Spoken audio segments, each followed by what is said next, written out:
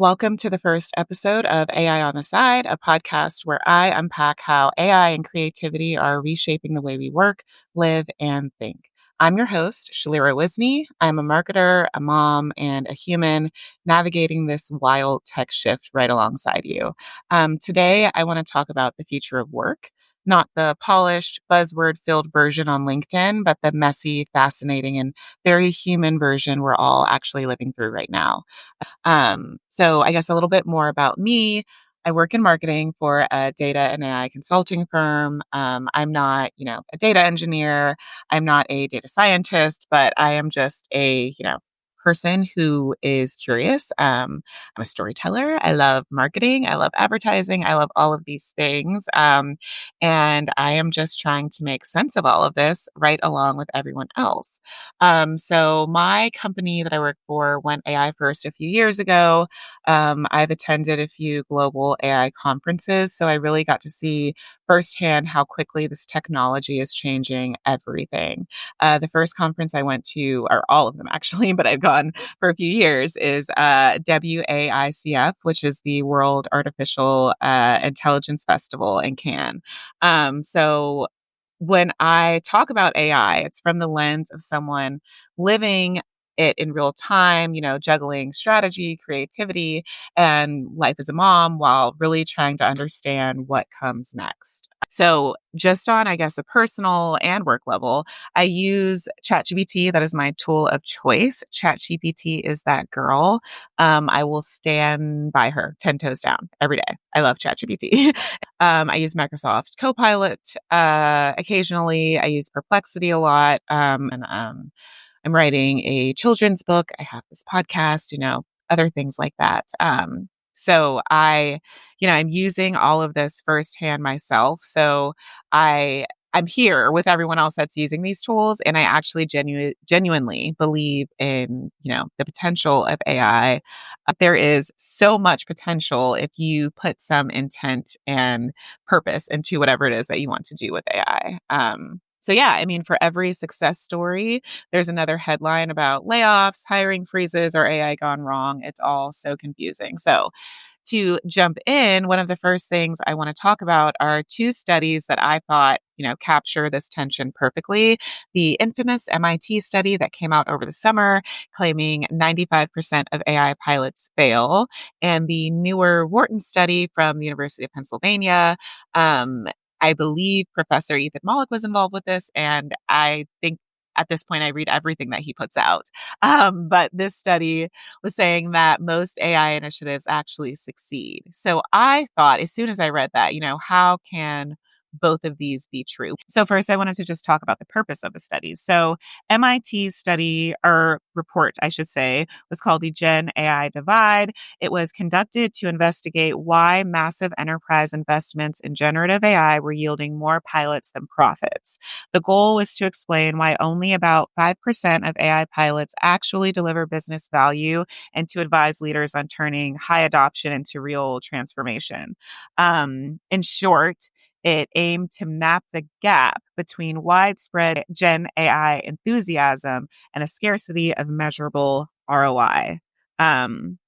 So all of that is, a lot of jargon to say, what are, companies actually getting out of all of this? The Wharton report was designed to provide data-driven benchmarks on Gen AI usage and ROI as the technology moves from hype to mainstream. So it's in its third year.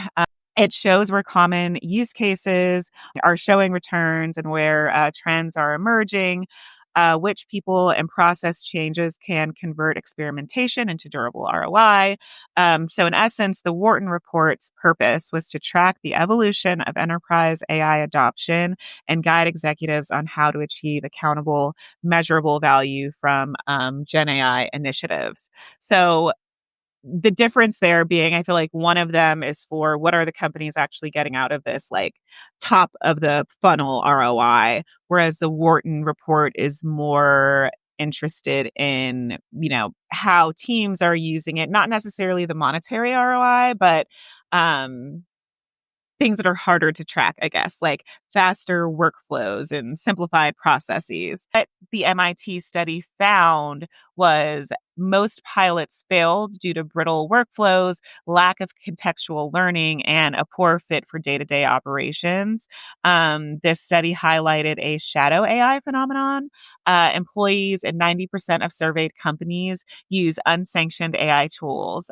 So while a lot of firms are allowing AI use, there are a lot of people that are just using these tools willy-nilly, just, not great, but, at least they're using it, I guess, and sort of teaching themselves in that manner.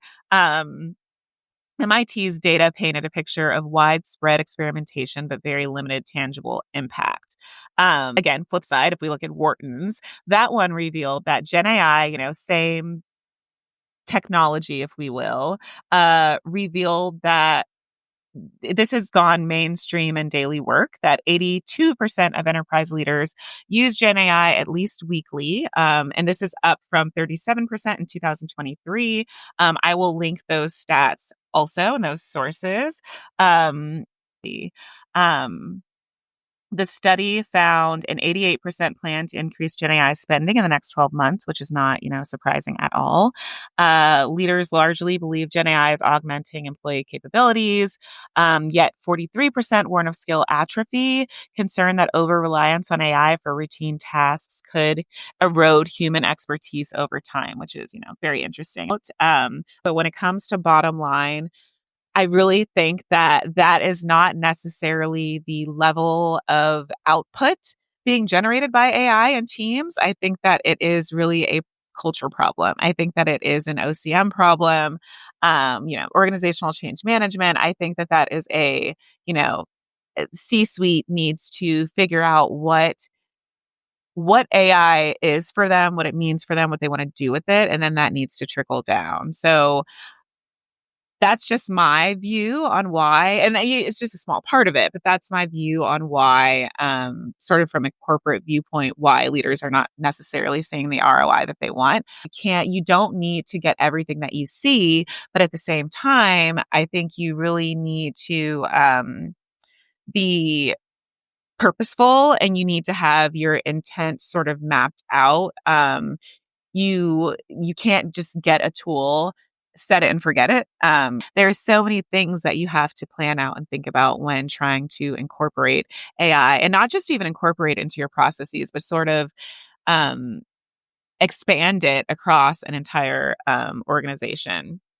So the last couple of things I wanted to touch on between the two studies, how the ROI was defined and measured. I thought that that was a big one. So with MIT, they defined ROI in terms of direct business impact, primarily measurable profit and loss improvement, or cost savings attributed to AI. That's monetary, cold hard cash. Like, we get that and we understand that. And that, again, for many of the things I just mentioned, I think that's why that ROI needs to be worked on. I don't think that that's something you can just snap of a finger get.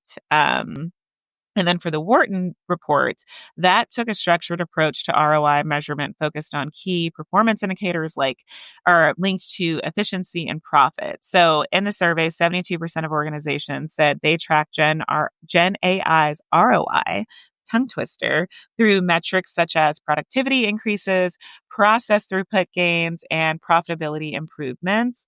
While you might not be seeing, I guess those net benefits right away, I think that seeing just the improvement in teams is an improvement, and a metric of success. And of course, you need to do the work and get the plan in motion on converting that to actual revenue, but it's a step in the right direction. Those studies are just two little pieces of this.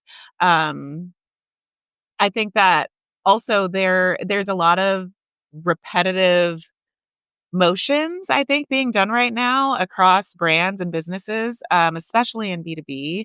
I think that there are examples of success, and a lot of companies are trying to mimic what they see. And especially with the AI, you can easily put, I want to, make a marketing campaign similar to XYZ. How do I do that? It's so easy to pull up data and try to mimic things with AI, specifically based on, your competitors or whoever it is that you're trying to mimic. It's hard to come up with, I guess, fresh and new ways to approach the market. I do think a lot of this comes down to intent and purpose and creativity and willingness to step out into the unknown and sort of live with fear.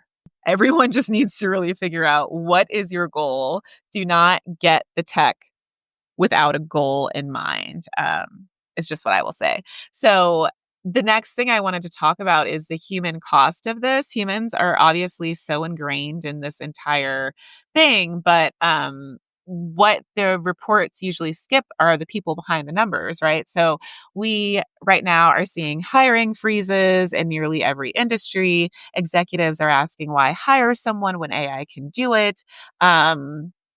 I think just going back to, even, I think it was in June when it was announced that the unemployment rate for recent grads was like 4.8%, while the national rate was 4%. So obviously, it's a little higher for recent grads. And while that can be attributed to many things, AI was, of course, thrown in the mix because AI can now do what some recent graduates can do.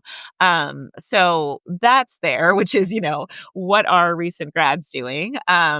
Recently, Amazon announced plans, and this, I think, was just leaked, so I cannot say that this is 100% factual, but it was in the New York Times, and they are planning to replace a certain number of human workers by robots by 2027.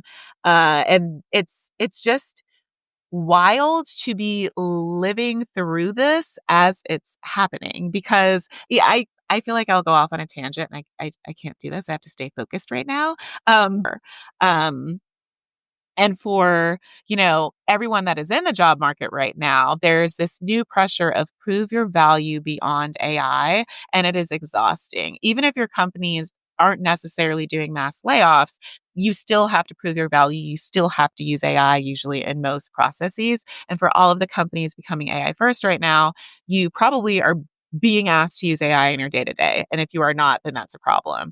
And while I do think that AI is like great for productivity, I think that you can get so much done and think outside of the box, which is, the direct opposite of AI dooming all of our minds because we can't think critically anymore. But I don't know. It all is layered together. I know that everyone's talking about AI slop, and we know everyone's talking about the AI bubble, and we see that OpenAI has a partnership with every company that exists. Microsoft is updating Copilot, there's Salesforce, there's Snowflake. There's so many companies out there right now within the AI landscape, and that is just some of the big players, not even mentioning all of the smaller AI companies that are already out there and being developed and launched right now. So there is just so much to sift through within just AI in itself. I feel like there is the certainty out there that AI is going to replace jobs and take over industries and et cetera, but I don't hear a lot about, like, okay, if that happens, how are people surviving? And I know that there's been a little talk about something like universal basic income or taxes, but nothing seems to be concrete, and it's all talk. And I think that it's crazy to talk about, in this many years there might not be any receptionists. In this many years, there might not be this, but we have no way of saying, like, yes, AI is going to take jobs. And I do really think that AI is also going to create jobs. But what exactly does that look like? And I would very much hope that something is being worked on behind the scenes right now, because even though we have no regulation, which is pretty crazy in the United States, how are we just like willy-nilly letting technology advance so quickly that people can't keep up? Everyone says, we've been through this before. There's the Industrial Revolution and et cetera. But during that time, we didn't have as much knowledge as we have now. So Yeah. Do with that what you will. I will end this here. Thank you for joining. I've talked about a lot of things. The future of work is messy, it's exciting, and it is deeply human. No one has it figured out. We're all learning as we go. If this episode resonated with you, please share it with someone who's also trying to make sense of it all. I'd love to hear how you see the future of work. Next time, I'll be talking about AI fluency and why knowing how to use AI might soon be as essential as knowing how to type. Thank you for joining. Until next time, stay curious, stay creative, and keep asking the big question: how do we make this make sense?